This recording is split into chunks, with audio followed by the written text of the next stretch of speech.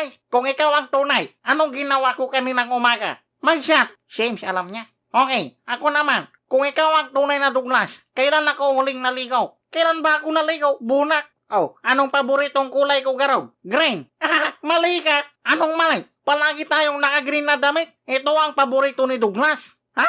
Anong green? White to dati now. Hindi lang nalabhan.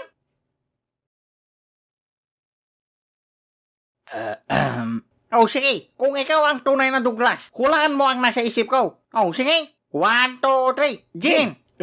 Galing, Gegi. Okay, isa pa. 1, 2, 3. Arinola. Paano mo alam yung nasa isip ko? Hala, pareho tayo ng sinasabi? Chicharon.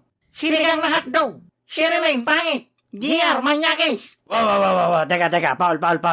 Ako ang paniwalaan niyo. Huwag kayong maniwala sa pangit na to. Mas pangit ka. Mukha kang alikabok. Ikaw mukha kang patay na puno. Wow para kang bubblegum na nahulog sa darak. Pare. Parang inaasar mo lang sarili mo eh. Ayaw nga no. Sorry, self. Ano ba? Kung hindi pa umamin ng isa sa inyo, aalis na ako. Oh yeah, I gave up. Hey Aubrey, it's me, Joaquin. Joaquin? Yeah, I'm sorry Aubrey if nagawa ko to.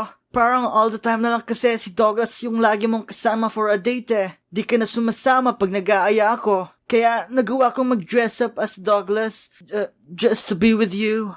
Ano yung nangyayari dito? Joaquin, di mo naman kami kailangan lokohin eh. Mas lalo lang tuloy lumayo ang loob ko sa'yo. Yeah baby, that's my bad. I'm sorry. Sayang, nabawasan ng isa? Pero ang galing mo pare. Gayang-gaya mo si Douglas. Yeah, madali lang naman maging tanga eh. Douglas, anong masasabi mo dito? Bakit nandito yan? Nasaan yung impostor ko? Anong ginawa mo sa kanya? Oo, siya nga talaga yung totoong Douglas. Oo, siya nga.